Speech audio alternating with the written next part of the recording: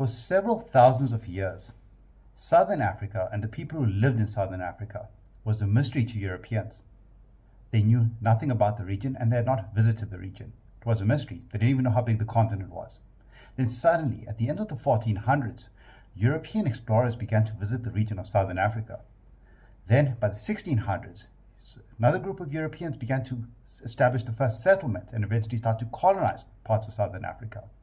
Then eventually another group of Europeans came, and eventually in 1910, the country of South Africa was established, largely due to the influence of Europeans who drew up the borders.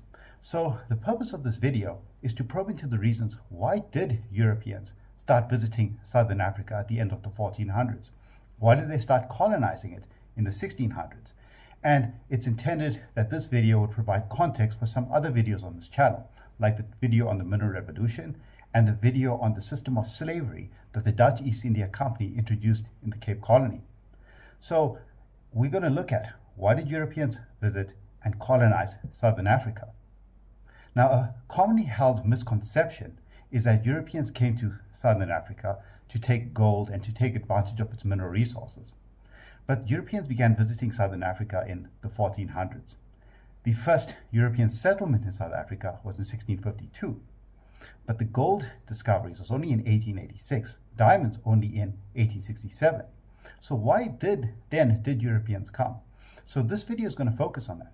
It's going to look briefly at the Portuguese and why the Portuguese, who were looking for an alternative route to reach the east for trading purposes. The rise of the Ottoman Empire in 1453 had implications on land routes to reach the Far East, where they would trade particularly in spices like black pepper, which was used for the preservation of meat.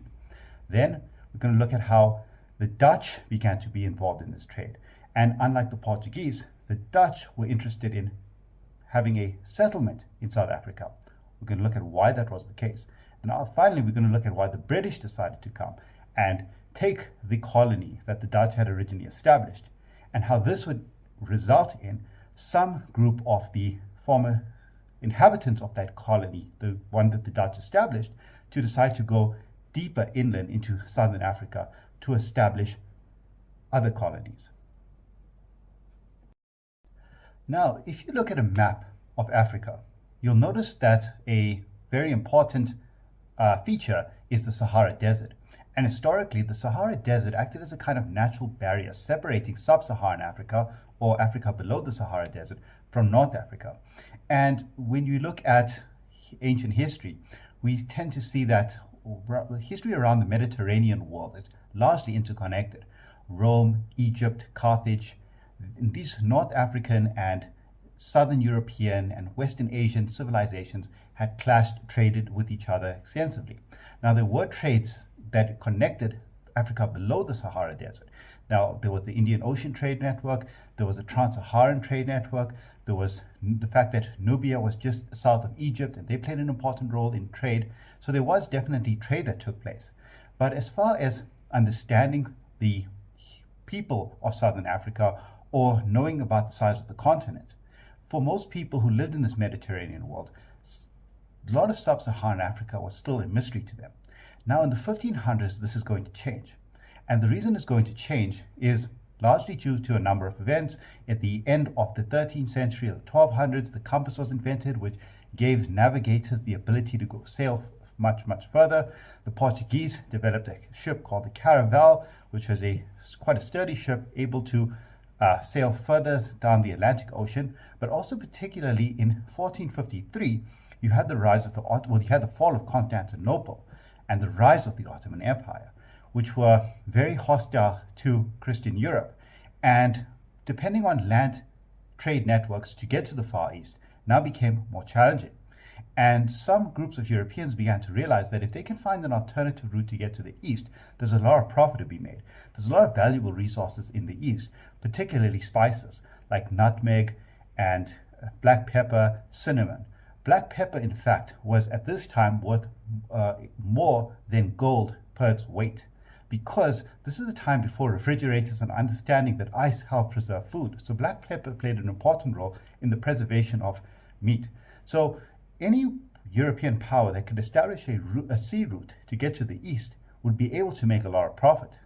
And in the 1400s, so in 1452, or 1453, sorry, is when you had the rise of the Ottoman Empire. Now the Spanish and the Portuguese are going to be looking for an alternative route to get to the east for trading purposes. Now, we know that there were Christopher Columbus, who thought that he could sail across the Atlantic Ocean and he could come around the world, come on the other side, get to the east. Now, there used to be a myth that people thought that he was crazy because they thought the world was flat and they thought that, he would fall off the edge of the world. Today, that myth is, nobody believes it anymore, because at this stage, Europeans had an understanding of the fact that the earth is round, one, and two, they had a decent understanding of the size of the earth. The circumference of the earth had already been calculated, and most people thought that Christopher Columbus was foolish because he's just going to sail across the Atlantic Ocean, and this vast distance of the Atlantic Ocean, he will run out of resources and probably die a horrible death at sea. He believed that the earth is much smaller and it would be possible to sail around the world and come out on the other side. So 1492, very famous, Christopher Columbus's journey, and he accidentally discovers the Americas, the Caribbean islands. But the Portuguese had a different way of seeking a route to the east. And they began to realize that if you just keep sailing further and further down the west coast of Africa, eventually you'll be able to sail around Africa. So they would send explorers to go further down the west coast of Africa, come into contact with people who they had not previously come into contact with prior. During this time, the North Africans kind of served as a middleman. So some societies in West Africa, which produced gold, the North Africans would be able to take that gold, trade it with the Europeans, and then be able to make a bit of profit on the side. So the Portuguese believed that if you sail now and get direct access to these people, you'd be able to sort of cut out the middleman, generate profits, use that profits to finance further expeditions, sail further and further down the west coast of Africa until you pass the southernmost part of Africa. Once you do that, you'll be able to calculate how big Africa is, and you'll be able to then find a way to get to the Far East. So the long-term goal is to find a sea route to get to India, Indonesia, the land of the spices. Short-term goal is to trade with people who live in Africa and generate a lot of profits to be able to do that. Now, in 1482, Diego Cao, a Portuguese explorer, sails as far south as the mouth of the Congo River. And a few years later, in 1487, Bartholomew Diaz is sent. And Bartholomew Diaz, on his journey, he passes what is today Namibia, and he kind of gets blown off course. He notices the land is north as opposed to east, and realizes that he at this stage had passed the southernmost part of Africa. So he stops off at Mossel Bay, decides to experiment and trade with the indigenous people at Mossel Bay, who are the Khoikhoi. The trade does not succeed. It's kind of a disaster. Now, from the Khoikhoi perspective, these are people who live in southern Africa.